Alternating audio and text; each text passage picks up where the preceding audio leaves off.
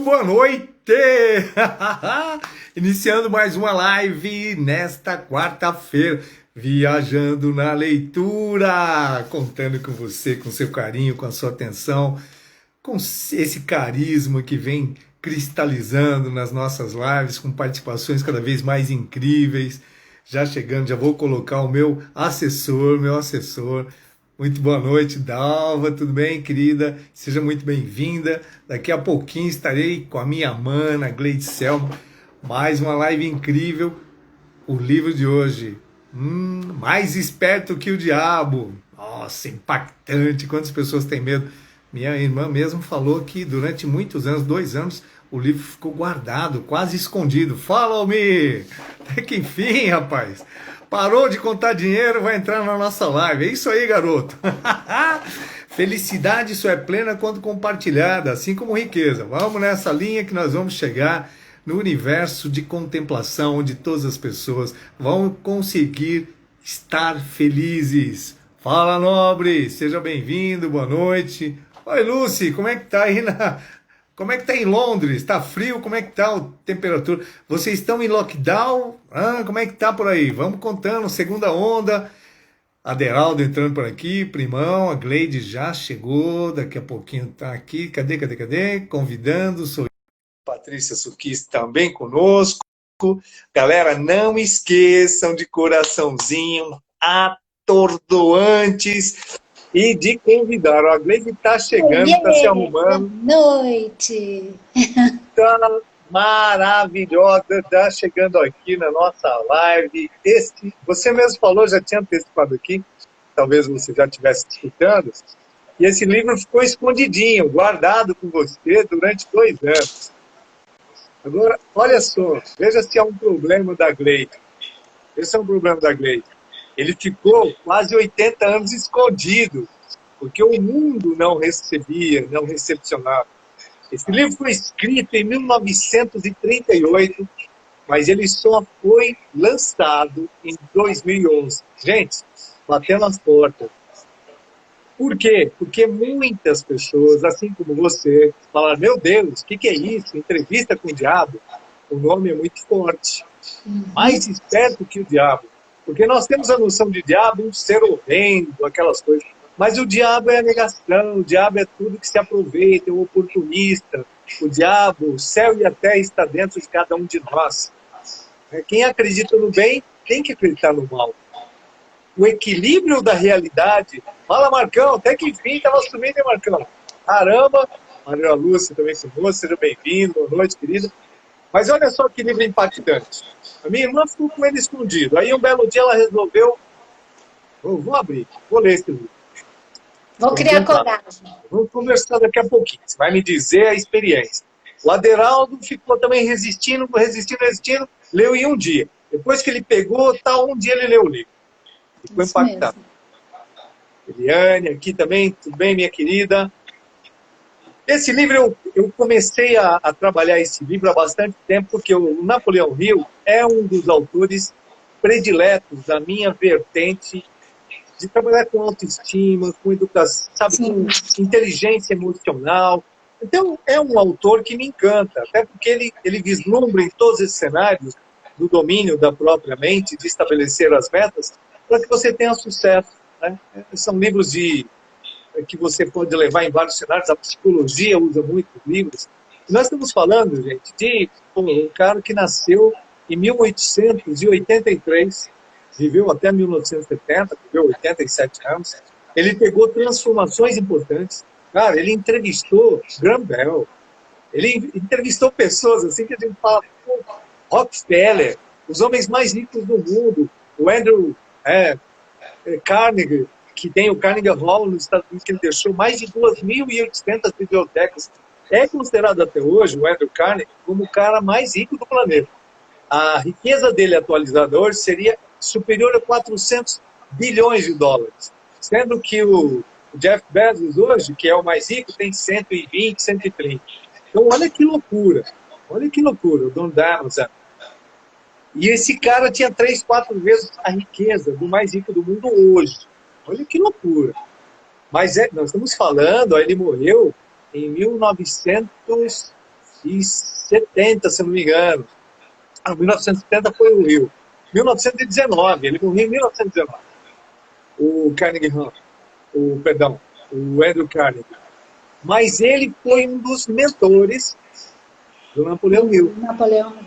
Então, gente, quem não leu nada sobre Napoleão Hill, um cara que fazia direito, estava tentando fazer a faculdade, pobre, aí ele começou a fazer artigos, escrever artigos para ganhar dinheirinho para pagar a faculdade. E esses artigos eram em cima de entrevistas que ele fazia com as pessoas. E ele resolveu procurar, ele teve a ideia seguinte: eu vou procurar as pessoas mais ricas do planeta para que eu possa entrevistar, vender essas entrevistas e aprender como é que eles fizeram para chegar nessa riqueza. E ele teve muito: Rockefeller, Graham Bell, George Eastman, quem mais? Thomas Edison, caras incríveis que ele entrevistou. Então, só essa fonte de informação seria incrível. Mas, olha só, o Andrew Carnegie, que era o mais rico, era o cara do aço, era o cara do mundo na época, deu uma dica para ele. Além de dar entrevista, falou assim: entreviste pessoas fracassadas. Se você quer entrevistar 500 pessoas bem-sucedidas, entreviste 25 mil pessoas fracassadas. Você vai aprender muito mais com elas. Porque fracasso não é o oposto de sucesso. Fracasso é o caminho para o sucesso. Por isso que é um dos pressupostos que eu tenho e que eu trago até os ensinamentos. Para 15% de sucesso, você vai ter que ter adquirido 85% de fracasso. E quem conquista o sucesso antes do fracasso, vai encontrar um fracasso depois. Não tem o que fazer. Maria Augusta, peço oração por uma cirurgia de catarata que eu vou fazer sábado pela manhã. Vou deixar que nós vamos incluir você nas orações, Maria Augusta. O Oderaldo, eu baixei em PDF e enviei para muitos amigos. Está entre os melhores livros que eu li. É interessante como é a leitura, porque eu procurei vários comentários. Tem gente que detesta, tem gente que comenta, talvez pela versão do próprio contexto, fazer entrevista com o diabo. Exatamente. Religiosa, mas não tem a ver com religião. São perguntas e respostas. O livro, basicamente, são perguntas e respostas. Quem é o diabo? Tanto que na entrevista, quando ele fez um contrato, ele recebeu essa orientação, o diabo falou: me chame de majestade. E é assim que ele trata o diabo o tempo todo, para não chamar de diabo. Então nós não vamos chamar o diabo de diabo. Então o livro ele chama de majestade. O diabo chama o Napoleão de senhor e o Napoleão de majestade, para que ele pudesse dar entrevista. Então foi um dos requisitos. Quer entrevista? Me chama de majestade. E ele fez assim durante toda a entrevista. Então o livro é de perguntas e respostas. Como é que ele faz? O que é o alienado? Quem é o alienado? Por que ele gosta dos alienados? Sabe quem o diabo considera como inimigo dele? Quem tem discernimento, quem tem vontade própria, quem toma decisões. Esse é o inimigo do diabo. Olha só, você quer se afastar? Sabe quantos % da população tem isso? Estão afastados, são considerados inimigos do diabo? 2%. 98% o diabo controla. Quem é o diabo? Os medos, as limitações, os receios. Esses são os demônios que estão dentro de cada um de nós. Então, você entenda como metáfora, você entenda como entrevista, você entenda como ensinamento. Entenda como ensinamento. Então, Gleide, depois dessa abordagem, muito boa noite. Boa Mais noite. esperto que o diabo. Isso. Boa noite, mano. Boa noite, pessoal. Que bom estar aqui novamente. E vamos fazer uma viagem hoje sinistra. Eu até postei lá no History, realmente aconteceu isso comigo. Eu ganhei esse livro há já muitos anos e quando eu ganhei, eu confesso que eu não queria nem pegar no livro, por conta do nome. Falou no diabo, eu confesso que não é um nome que eu gosto de estar repetindo. E quando eu vi isso, eu nunca, na hora eu nem vi que era do Napoleão, a única coisa que me impactou mesmo foi o nome. E aí a pessoa que me deu foi até nosso irmão, o Reinaldo, e ele falou: calma, lê antes de julgar. Tá bom, mas eu guardei. Coloquei na gaveta e confesso que passei uns 2 anos para ter coragem de ler. Mas, como tudo tem a sua hora, um dia eu decidi superar os meus medos. Eu falei, deixa eu ver o que tem aí por trás. E aí sim, aí eu realmente descobri um mundo que eu fiquei chocada com o que eu encontrei, com tanta verdade, com tanta coisa real, e exatamente algo que eu sempre lutei muito, alguns já sabem, eu sou professora, e eu gosto de ser professora, e nisso de ser professora, o principal que eu gostava de buscar era que o meu aluno pensasse. E a gente sabe que hoje isso não é muito normal. Eles estão lá para decorar, para fazer uma prova e encerrar e tirar a nota, mas nem sabe o que está acontecendo, nem pensa. E eu tinha essa luta de tentar fazer com que ele pensasse por si próprio. E aí, quando eu entro no livro, descubro que é exatamente aí uma dos caminhos que o diabo usa.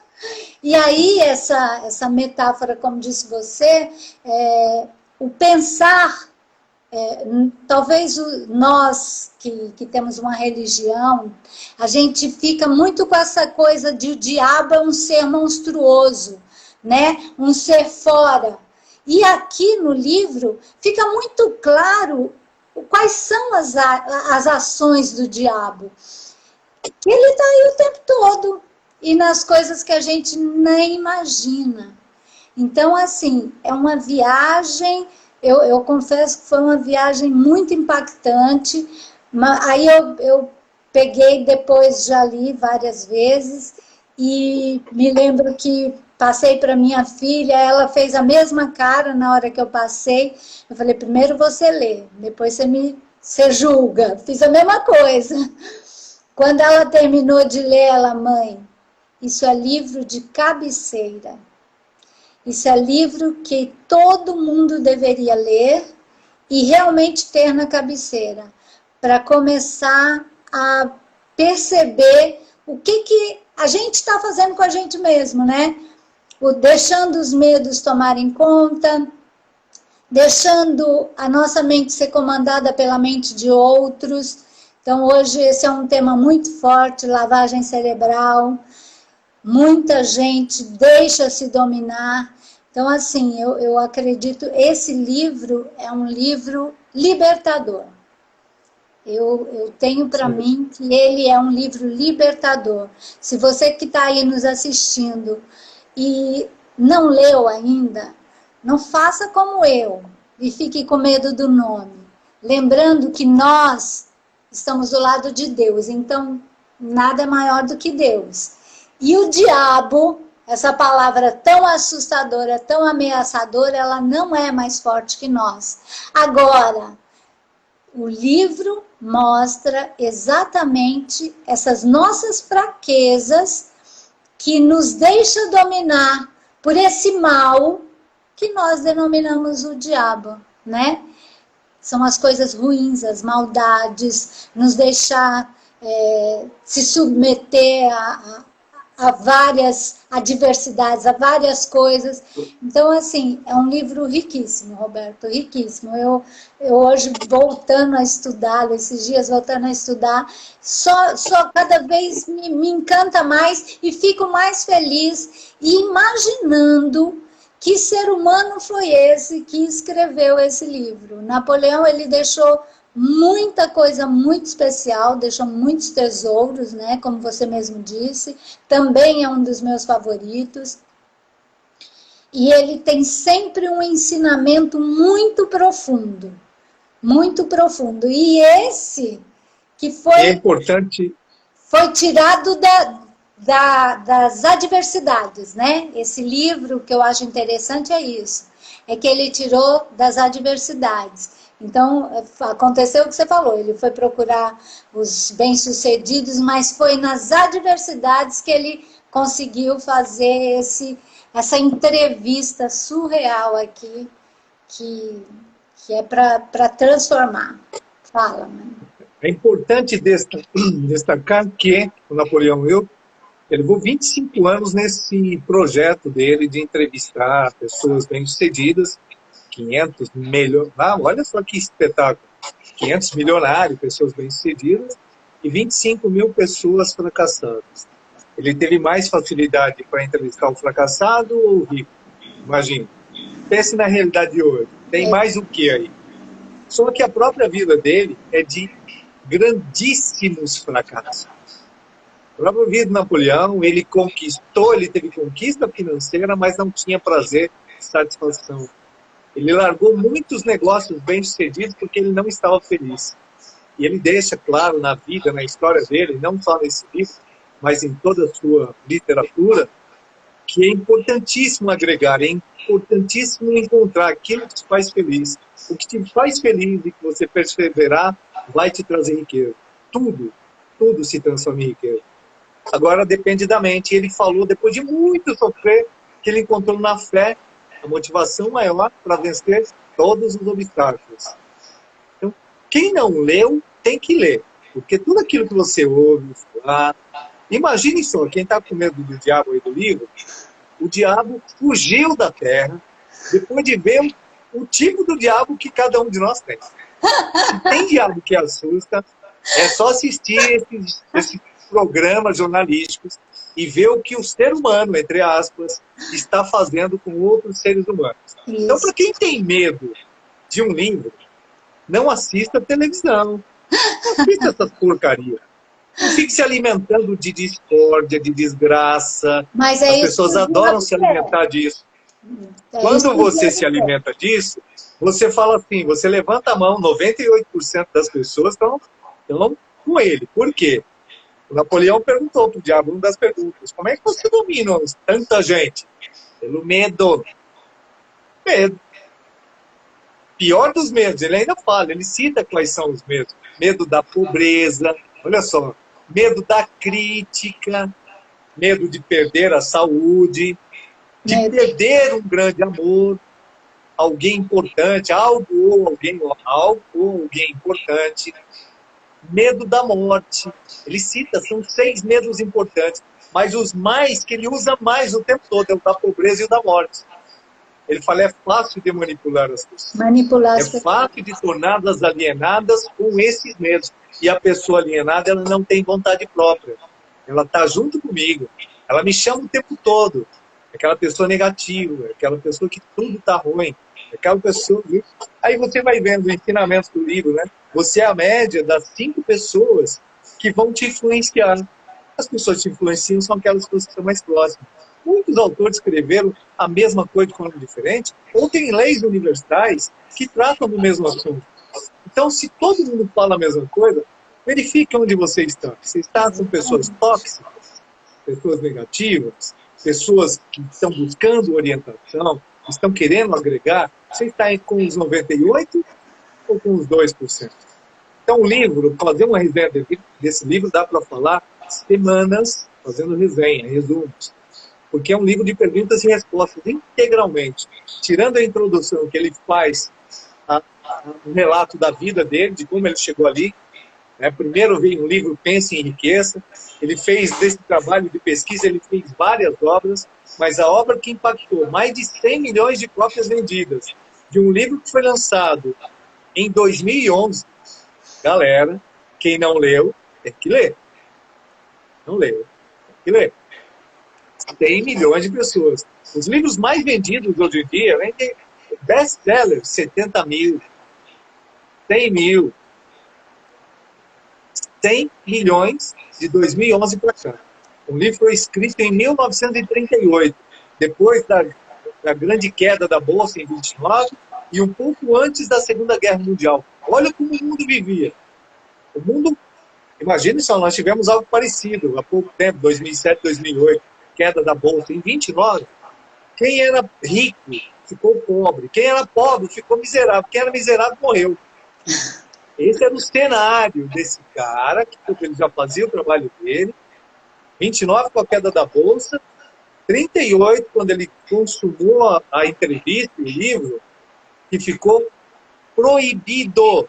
70. Durante todos esses quase 80 anos, proibido. Só foi lançado em 2000. Então, gente, se foi proibido, ficou tanto tempo proibido, até por curiosidade, leia.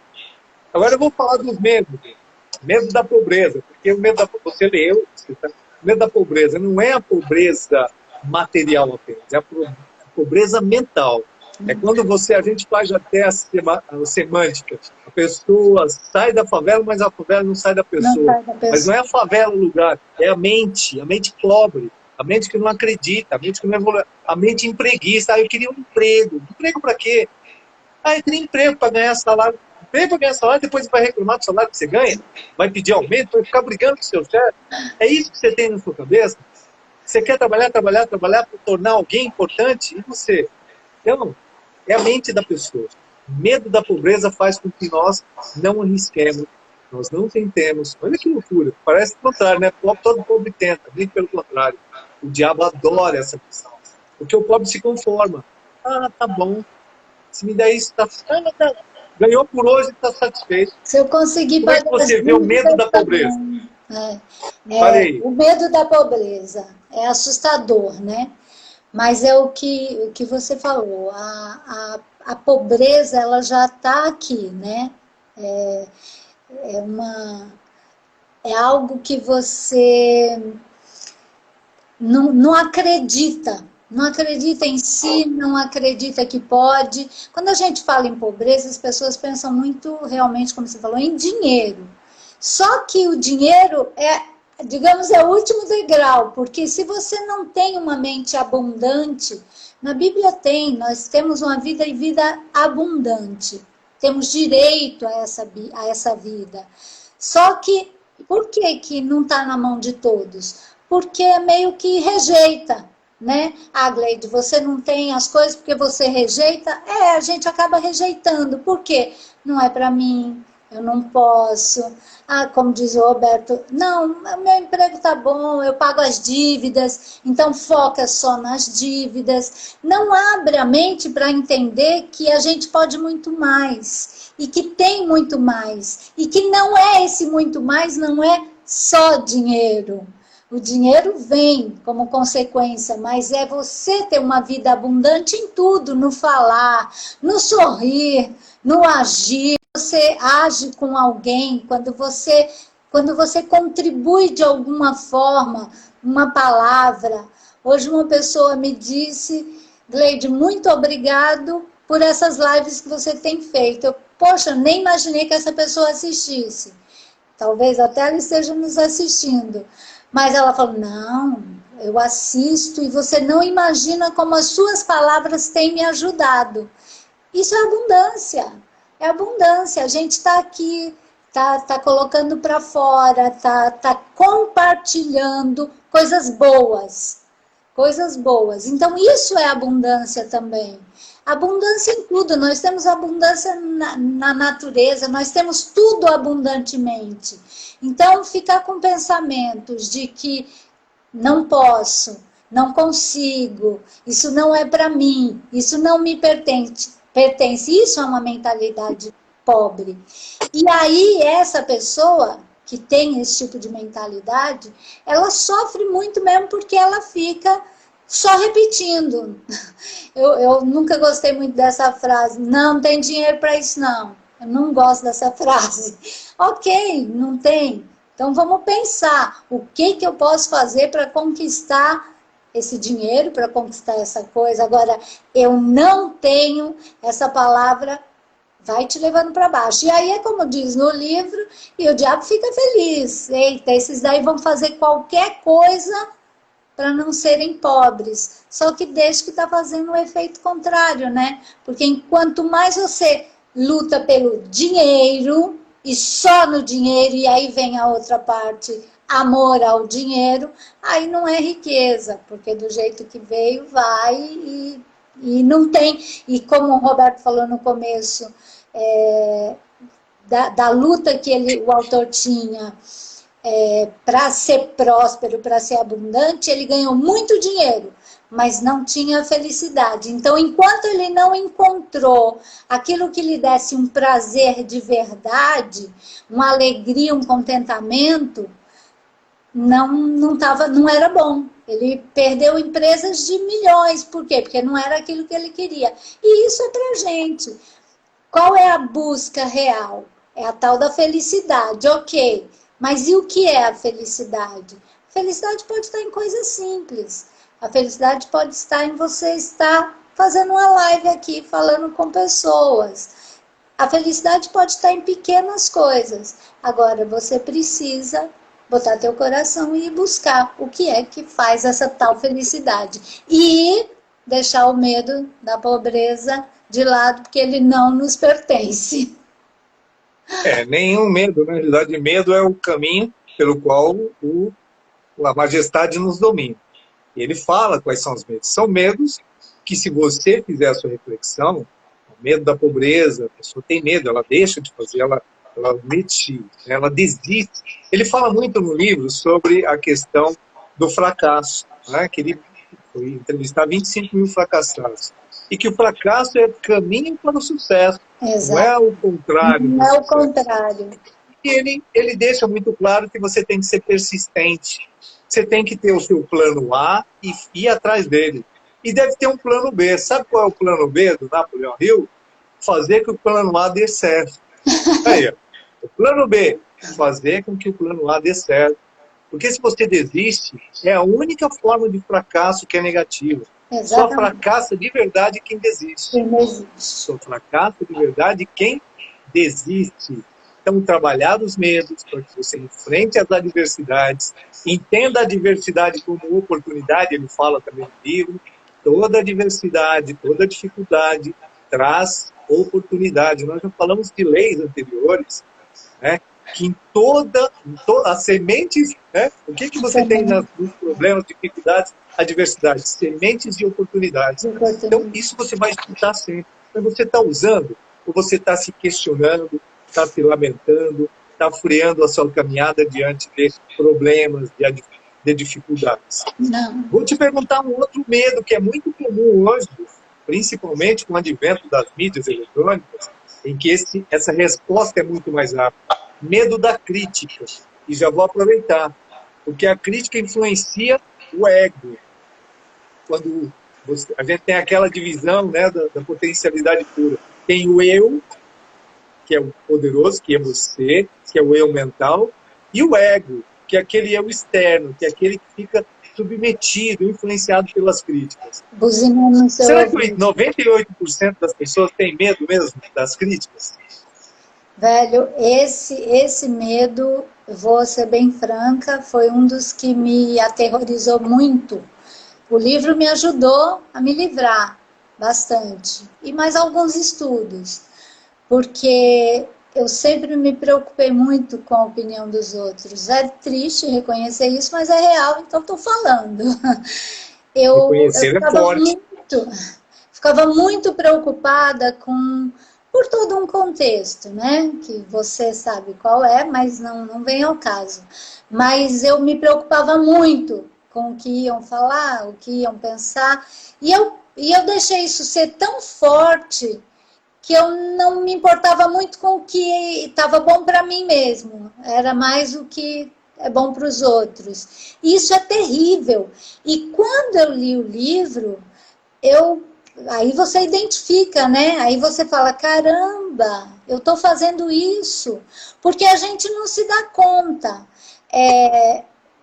O livro é muito bom para a gente ter essa abertura, para a gente ter essa compreensão de alguns pontos que a gente faz, achando que são coisas naturais, e que no fim não é natural. São exatamente as coisas que estão te detonando, que estão deixando o inimigo feliz.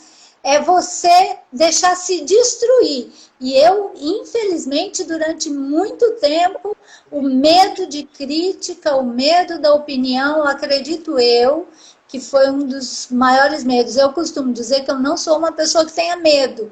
eu vejo nas adversidades, eu vejo sempre o lado positivo, eu encontro sempre a semente do sucesso, da coisa boa, eu sempre encontro.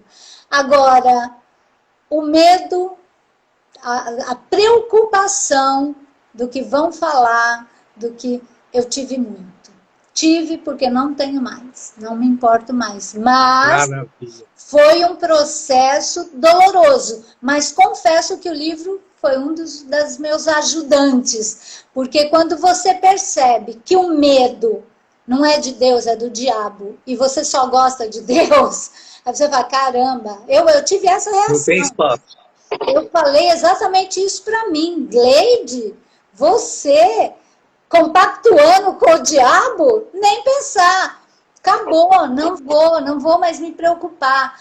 Não vou. E aí comecei a trabalhar fortemente, porque a gente sabe que assim, tudo é uma questão de decisão. E da gente começar a pensar, né, Roberto? Pensar, analisar. Então, eu comecei a fazer muito mais introspecções, leituras, começar a ver, ok, para que você está preocupada, né? E aí você vai descobrindo, você vai falando, caramba, é tão simples. Você está preocupado com a opinião do outro, por quê? O outro está te sustentando, o outro está te levando para algum lugar positivo? Não. Então, para que essa preocupação, né? Só que a gente só percebe, a gente fica meio cego, o medo cega a gente. Então, por isso que você precisa estar com pessoas positivas ao seu redor, leituras positivas, leituras que abram a mente, pessoas de uma mente mais aberta, que é para você ir mudando o seu mindset. É isso. É isso mesmo, é isso mesmo. Aproveitando aqui o Aderaldo, ele faz alguns comentários. Leia o livro e mude o foco, você mudará a sua vida. É isso. Tony Bis por aqui, a Cris, a Carla Sanquis, sejam bem-vindos. Tem mais aqui, deixa eu ver, o Geraldo, Geraldo, boa noite, Nildo, boa noite, Ana, Aderaldo. O que falam a meu respeito é problema de quem está falando, não é problema meu. Verdade. Aderaldo, ele ainda conclui, a verdade dói não quando a gente ouve, sim quando a gente foge dela. Isso. Terezinha, tenho mais medo das minhas críticas do que das dos outros por mim. Bacana. E o auto-julgamento, o julgamento é uma coisa que te afasta da sua potencialidade pura. A gente deve evitar o julgamento. E a Clélia, o verdadeiro amor que vem de Deus, lança fora todo medo. Isso mesmo. A Lorena, estou aqui. Chegou, Lorena. Seja bem-vinda, minha querida. Então, veja o cenário dos medos e em quais você está inserido. Nós falamos do medo da pobreza, falamos do medo da crítica, que é muito atual. E vem um problema que ele coloca também, que é muito fácil. Ele trabalha com medo das pessoas. Por isso que ele domina. Quem tem determinação, quem tem decisão própria, quem não se influencia por isso, é inimigo dele. Então, olha só. Inimigo da majestade lá. Vem o medo da saúde, ou seja, de perder a saúde. E o que nós vemos hoje, o maior pânico do mundo hoje, é em relação à saúde. E ele fala dos medos. Uma das perguntas do Napoleão para a majestade é o seguinte, mas que todo tipo de medo? Não. Eu domino mais as pessoas pelos medos de coisas que não existem, que elas não veem, que elas criam. Porque o medo real, você tem uma reação imediata, o organismo reage, cria força para você se defender ou para correr. Essa é a reação do organismo diante de um medo. Diante do medo, o cérebro tem reação e fuga. Agora, o medo criado, que a gente fala em pré-ocupação, é justamente do uso inadequado da imaginação. É você colocar a imaginação no pior lugar da sua mente. Pré-ocupação. Por que fala em pré-ocupação? Porque toda vez que você antecipa essa ocupação, você usa a imaginação para o mal. Só pensa em coisa ruim. Eu estou preocupado com o que vai acontecer. Você está ocupando algo, ocupando um espaço com a imaginação ruim. Use a imaginação para o bem. Então, vamos falar da saúde, e você é um grande exemplo de que a saúde é dominada por você. Se você quiser estar doente, você fica. Se quiser ficar saudável, você fica. Então, medo da saúde, porque esse é um retrato que você tem muito forte com você. Então, esse medo eu nunca tive. Esse, de verdade, nunca tive, tanto que eu sou uma pessoa muito saudável, eu até brincava na época que eu fiz quimioterapia, porque eu estava lá recebendo a quimioterapia, eu pensava, nossa, eu ria mesmo, eu conversava comigo mesmo e dizia, como é engraçado, nunca fiquei doente na vida, a primeira doença que vem um negócio forte desse, mas vai-se embora. Não quis papo, não quis e não quero mesmo. E hoje, Roberto, eu tenho as minhas orações matinais e entre elas é falar para o meu corpo. Você aqui foi feito à imagem e semelhança de Deus, então tudo em mim é perfeição. Até mesmo o seio que eu tive que tirar, então é uma mastectomia, eu não tenho, na minha cabeça eu tenho, tá, gente? E eu olho para ele e eu vejo, até isso eu falo, todas as células são perfeitas, eu sou a perfeição, porque eu sou a imagem e semelhança de Deus. Então, se há uma coisa que eu não tenho é medo de doença. Eu não tenho, eu não fico gripada, eu não... raramente eu tenho uma dor de cabeça e quando eu tenho, mando ela embora. Eu uso muito essas coisas de mentalização mesmo. Eu não sei se serve para todo mundo, mas para mim serve muito, entendeu? Para mim serve muito. Eu falo todos os dias com o meu corpo, com todas as células. E é o mesmo processo que eu fazia lá na época da quimioterapia. Eu já fazia esse tipo de coisa, eu já conversava com órgão, com células, com... Então, assim, esse medo tá longe. Esse é importante colocar que a majestade, ela domina as pessoas por esses medos. Nós falamos do medo da pobreza, né? Nós falamos do medo da crítica, o medo da saúde, e veja como as pessoas estão se entregando ao domínio. Pois é, porque a saúde é mental, é física, é espiritual. Não tem condição de uma mente doentia ter um corpo saudável, de um corpo doentio ter uma mente saudável. Uma coisa é ligada à outra. Então, galera, pense saudável, não pense na doença. Não tenha a doença como medo. Tenha a saúde como ideal. Pronto. Porque quem fica pensando na doença não valoriza a saúde. Nós nascemos saudáveis. Nós somos saudáveis. Quando a gente fica doente, quando existe um desequilíbrio momentâneo, patológico. O que é doença? Desequilíbrio patológico momentâneo. Depois o corpo reage. Agora as pessoas estão ficando doentes sem necessidade. Ah, porque a doença emocional... Ai, meu Deus, é ocupando a preocupação. Em vez de usar a imaginação do bem, como a Gleide, eu vou ficar bem. Eu não tenho isso. Ocupou a mente dela só com imaginação positiva. Exatamente. O corpo responde. E quem não acredita, faça o teste. Porque o teste contrário você já fez. Pensar em ficar doente, você fica. Exatamente. Pensa em ficar saudável. Porque do mesmo jeito da Gleide, eu, graças a Deus, só vou em hospital visitar pessoas. Só. Até partes do corpo que eu já quebrei, eu corrigi sozinho. Até tala de palito de sorvete já usei. Quebrei dedão do pé, dedo da mão. Graças a Deus, eu fui ao médico para visitar. É isso que eu faço no hospital. Vou visitar as pessoas. Então é pensar. Eu sou saudável, por que eu vou pensar em doença? Ah, mas se você ficar doente?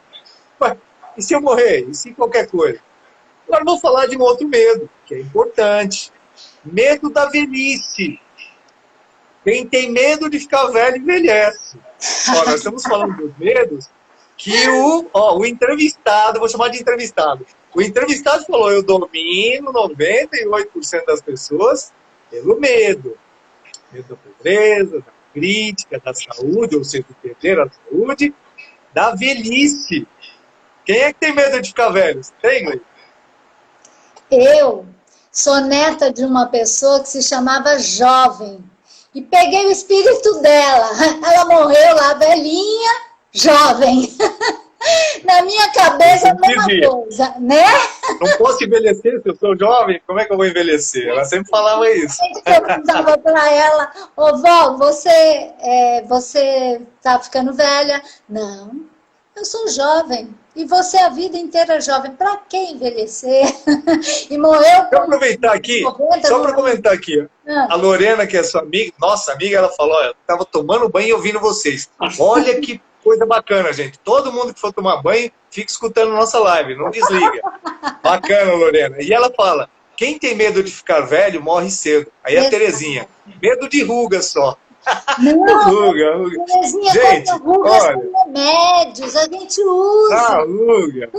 A ruga só vem quem fica, sabe, preocupado demais. Ó, preocupação. Gente despreocupada não tem ruga. Ó, Ah, olha o charmoso, ó. lindo. Ah, sessentaço, sessentaço. Aliás, dia 23 de novembro, semana que vem, segunda que vem, vou ter É uma verdade. live especial, incrível, no dia do meu aniversário. Vai ser Happy sensacional. birthday, Vocês já estão convidados. pensei. Não quero presente, deposite em dinheiro, vou deixar minha conta. Hoje é a modinha em dinheiro. Sensacional! Vou fazer uma campanha, ajude um velhinho a continuar feliz. Olha que bacana. Então, medo da velhice. Agora, é um medo recorrente nas pessoas. E aproveitando o medo das rugas, a grande parcela, os 98%, olha só, o diabo falou, não fui eu não. Aliás, o entrevistado. Preocupado demais com a estética, preocupado demais em viver mais bonito, mas a essência, adianta viver muito e ruim, adianta viver muito e não, sabe, não ter saúde, viver muito, mas não ter saúde. A velhice, gente, não encara a velhice como o fim de uma vida. A velhice é mais uma etapa da nossa vida, porque o corpo ele vai perecer. Agora o espírito é para sempre. Se você não viver a sua infância, não viver a sua juventude, não viver a fase adulta e não curtir demais a sua fase mais experiente, que a gente chama de velhice, cara, você não viveu. Olha a felicidade de quem pode viver a velhice. A gente devia fazer tudo. Eu quero ficar velho. Eu quero chegar a esse momento e não ter medo de envelhecer. Eu faço o contrário. Eu não vejo a hora de... Eu quero conhecer como é que é esse cenário. Né, Roberto? Porque quem tem o privilégio de conhecer esse cenário é porque viveu uma vida de infância, de juventude, de vida adulta. Então, gente, a velhice não é para assustar, não é para amedrontar. A velhice é para curtir, é para projetar. Eu uso a semântica, a metáfora, com a felicidade. A felicidade não é um lugar que você vai encontrar. A felicidade é um lugar que você constrói agora. Eu falo da velhice. A velhice não é um lugar que você vai encontrar. É um lugar que você constrói agora. Olha que sensacional. Então, da velhice você não tem medo, eu também. Agora, aí vem o medo que é recorrente, de perder algo ou alguém que você ama. E por que eu estou falando de algo ou alguém? Porque perder alguém é sempre impactante. Sempre. A gente queria a eternidade para aquilo que a gente gosta muito. Mas se perder algo, esse medo é recorrente. Perder alguém impacta praticamente todo mundo. Mas por que perder algo que para você é importante é um medo tão recorrente? Fala aí, Deus. Eu não tenho, não. Eu não tenho esse medo, não. Não significa que eu não sofra, que eu não sinta, é, perdi alguém, alguém foi embora, eu não sinto, eu sinto. Mas eu não sofro antecipadamente por isso. Eu não fico pensando, se fulano, quando fulano morrer, quando fulano sabe, se for, eu não fico, então não se enquadra no medo. Porque eu sei, a gente sabe que é a única coisa que é certa, né? Todo mundo vai morrer um dia. Então, às vezes assusta, mas eu não penso nisso. Eu não perco a energia me preocupando, porque eu sei que não vai resolver. Em relação a perder coisas, já perdi um monte. Perdi muitas coisas. E estou aqui, feliz. Não, mas é justamente. Exatamente depois que perdi todas essas coisas, e não foram poucas, foram coisas construídas durante uma vida, foi depois de tudo isso que eu tomei a decisão de sorrir. Sorrir para a vida, sorrir da vida e principalmente sorrir das adversidades. Esse é meu lema. Sorrir das adversidades. Chegaram? Vamos resolver. Dá para resolver? Tá nas minhas mãos? Vamos resolver. Não tá nas minhas mãos? Entrega o pacote para Deus. E vamos embora. Então eu não tenho não esse medo, Roberto.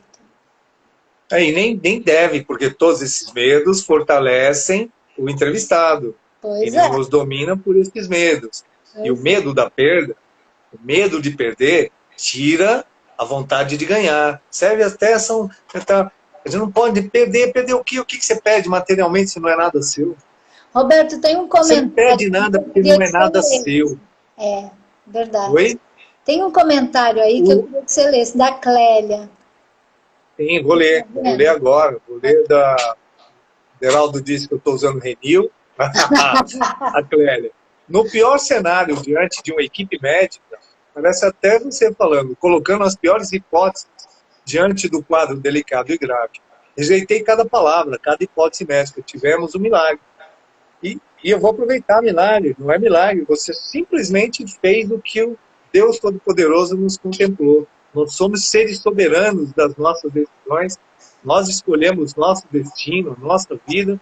E é você que acredita.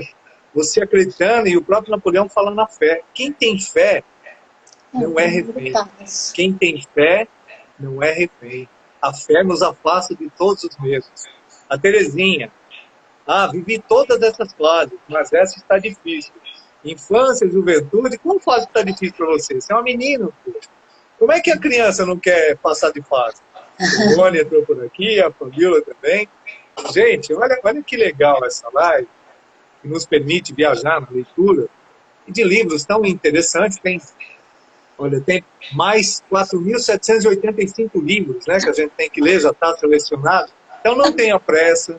Quem não quer envelhecer, mude de live, procure outro, essa daqui nós vamos chegar até lá. Vamos envelhecer juntos. Viu, Terezinha? Todo mundo vai envelhecer aqui. Mas os medos vêm, a gente falando de medo, já tem um sexto medo. E o entrevistado diz que são os medos que ele mais utiliza, que são os que mais fragilizam as pessoas. O primeiro é de ser pobre. E o último, sexto, é de morrer. Não de perder alguém, mas de morrer. O medo da morte faz com que as pessoas não vivam. Quem fica pensando em morrer, deixa de viver. Mas se o próprio entrevistado falou que é um medo que as pessoas mais se apegam, gente, vamos valorizar a vida.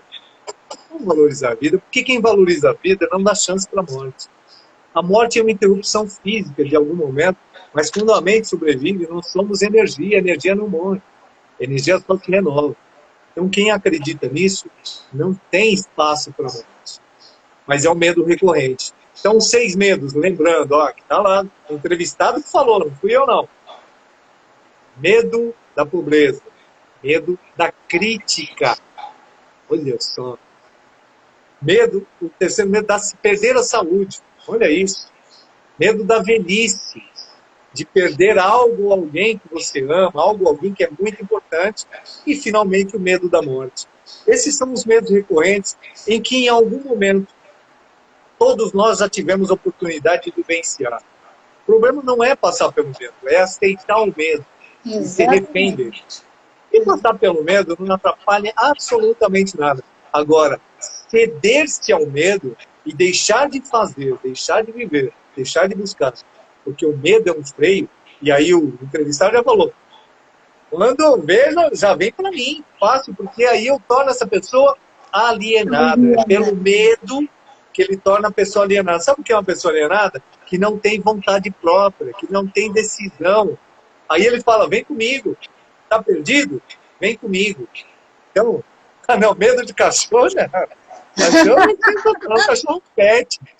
Cachorro é o melhor amigo do homem, ou da mulher. Cachorro não pode ter medo, não. O que a gente tem que ter medo é do que o homem faz com determinados cachorros. Porque o cachorro, gente, o animal, por mais feroz que seja, ele ataca para se defender ou para se alimentar. O único animal que age diferente disso é o ser humano, que se diz humano. Porque o animal, ele está lá. Cobra, se você não mexer no espaço dela, Se você não agredir o espaço dela, ela não precisa se defender. Ela encosta em você e fica quietinha. Agora, se você ameaçar, ela se defende. Os animais são assim. Os mais selvagens são assim. Ah, mas e o tubarão? Ué, você vai no espaço dele. Você quer surfar no espaço dele? Cara, quer ficar ali batendo a perninha? Ele pode achar que você está querendo atacá-lo. Então, galera, vamos trabalhar os nossos medos para ficarmos livres do que o próprio entrevistado falou. Quer se tornar meu inimigo? Tenha luz própria, seja determinado, pense, o que é grande. E ele fala das escolas, o livro fala das escolas, ele adora a forma com que a educação é feita, que você tem que memorizar, que você tem que dar respostas, que você tem que ser bem-sucedido, porque o medo de não ser bem-sucedido é o que nos afasta do sucesso. Então, esses medos são criados e ele fala justamente da hipnose, de como hipnotizar o ser humano e fazer com que ele te siga, para o bem ou para o mal. Criar bons hábitos no lugar de maus hábitos. Pessoas com maus hábitos, ele fala do álcool, tem várias perguntas, né? Fala do álcool, do cigarro, de outros vícios, de outras fraquezas. Então, quem não leu, o livro é inteiro, são 200 páginas, perguntas e respostas, muito lúcidas. Você pode não concordar, mas são muito lúcidas. Você vai se ver dentro de cada resposta. Nossa. Aí eu jogo para você, porque ele tem, assim, dentro falando dos medos, ele tem alguns princípios que coloca no livro que você deve seguir. E um é pensar antes de agir. Fala desse aí, nós vamos falar dos princípios na outra live, mas eu quero que você fale desse. Pensar antes de agir. Não agir por impulso, né? Porque o impulso leva você a fazer aquilo que você realmente não gostaria de falar. É como a história de você fala sem pensar. Então, às vezes, você fala algo que não era para ser, que agrediu, que é tipo espontaneidade. Não, eu falo o que penso, ok, mas o que pensa quando? Né? Será que você pensou mesmo o que você está falando? Será que você pensou se o que você está falando não serviu mais para destruir alguém do que para construir, para dar uma palavra de acalento? Será que essa coisa do seu ímpeto, aquilo que, não, eu sou assim, eu falo assim mesmo. E aí? E o próximo, né? Então, assim, você tem que pensar. E é uma coisa que 98% das pessoas não fazem, né, Roberto? Não pensam exatamente naquilo que vai falar, que vai fazer. A gente precisa pensar e raciocinar, imaginar se aquilo realmente é para o bem, se aquilo vai trazer alguma coisa boa. Porque quando a gente vai na maré, né, que aí é muito disso, como você disse, nós vamos falar na próxima semana, mas é uma coisa muito, muito da alienação, vem do não pensar mesmo, todo mundo está falando, vamos falar também, até o efeito manada, né, Roberto? Está todo mundo falando disso, então vamos falar disso também. Está todo mundo falando daquilo, vamos falar daquilo também. E vai falando sem nem saber se realmente é aquilo que pensa direito, que se concorda com aquilo, mas só falando, entendeu? Então é o não raciocinar, é o deixar rolar, né? Deixar rolar. Então, assim, a gente precisa pensar. E é exatamente por isso que a gente faz essas lives aqui. É para ajudar as pessoas que não têm o hábito de... Não é que significa que você vai pegar o livro, como o Roberto disse, concordo com tudo que está lá e vou colocar tudo em prática. Não, é o contrário. É para você ler, para você abrir a mente, entender que tem outros caminhos, outras visões e tirar suas próprias conclusões, né? E ver, isso aí tá certo, isso aí eu concordo, isso vai servir para minha vida. Isso aqui não, isso não serve, esse eu não sigo. Eu costumo muito fazer isso em relação à própria internet, à própria TV, à mídia no geral. Você olha e filtra, né, Roberto? E é disso que o entrevistado não gosta. Ele não gosta de quem dá essa pausa, para pensar, para analisar, para ver o que a própria pessoa pensa. Porque o que vem embutido lá é o que ele pensa, é o que o entrevistado quer que você pense. Então, quando você para e analisa com o seu próprio pensamento, porque todos nós temos pensamento próprio. Então, por que a gente não bota em ação? Por que a gente vai no efeito manada? Por que a gente vai naquilo que todo mundo está falando o tempo todo? Não, tá todo mundo falando mal de não sei quem. Então, vamos falar mal de não sei quem, porque não sei quem é errado mesmo. Você nem sabe da história. E a gente tem N histórias sobre isso, né? Tinha que ser umas 10 lives.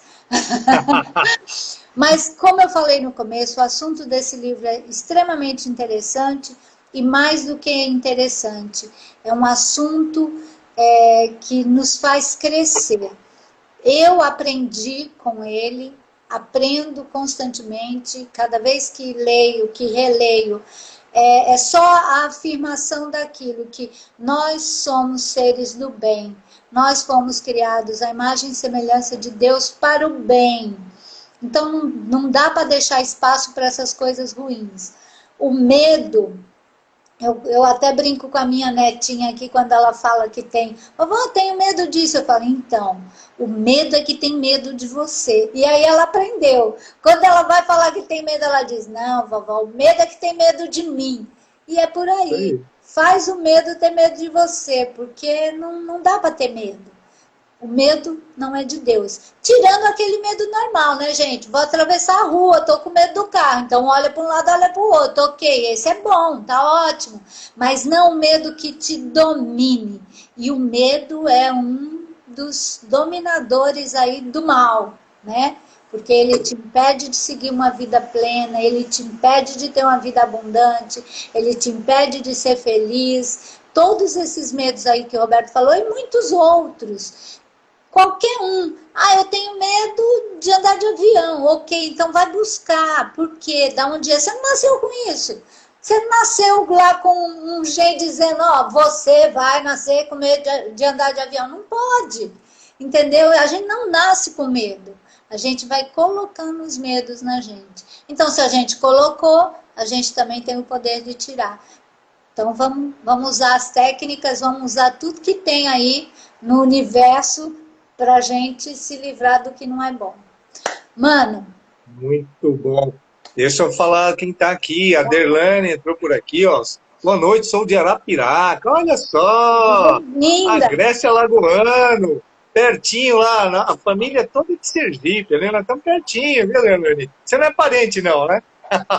A Lorena, vou ter que despedir da Grace. É prima? É prima? Deve ser, porque de acordo com o Reinaldo, do levantamento que o Reinaldo fez, nós temos 450.782 primos. Talvez isso mesmo. Que legal, mais um parente nosso aqui. Eu sofro, a Adelane falando, eu sofro mais com pessoas invejosas, né? Eu sou invejosa, dá medo mesmo. Ver quem mais? A Marcinha por aqui também, bacana. Adoro vocês, permitir pensar, novo, legal.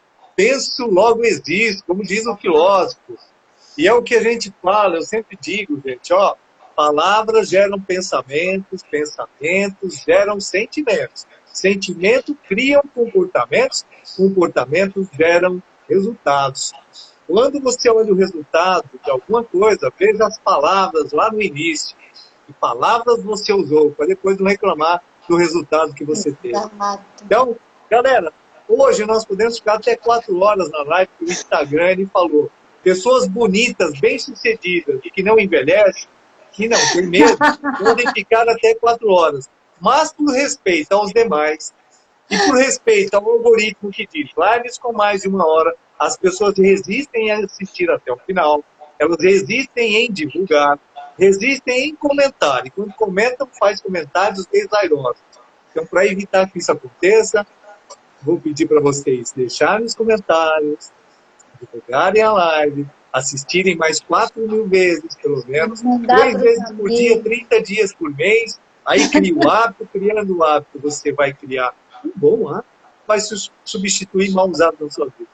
Agradecer a todos, Cláudio, a Eliane, a Giane, todos que chegaram agora, Lene, boa noite para vocês, todo mundo que chegou por aqui. Nós, infelizmente, terminando a live, mas agora, Cris, a doutora Cristiane Pertuzzi conosco também. Boa noite, Cris. Aderaldo, pode ficar, eu também sou bonito. É família, né, Adel? DNA, fazer o quê, né? E a mais importante da família não é a beleza, que é incontestável, mas é a humildade. Galera do céu, somos todos. se tem um DNA humilde, tá aqui, tá instalado aqui. Até tirei o óculos para falar, para não enxergar o que eu falei. Só para não enxergar o que eu falei. Terminando aqui, olha, eu sinto muito, mas a live vai terminar. Por favor, me perdoe se o assunto não foi do interesse completo ou os esclarecimentos não alcançaram, pelo menos, a meta que nós desejávamos. Mas acredite, eu te amo e sou grato por vocês estarem conosco até agora. Ho'oponopono. Gleide, beijão, querida. Beijo no coração. Quarta-feira que vem, damos continuidade. Tem princípios importantes. Quem não leu o livro, leia. Mais esperto que o diabo. Afaste dele. Pessoas que pensam, que têm luz própria, que têm decisões próprias, são inimigos do entrevistado. Pois sejamos inimigos. Beijo no coração. Beijo.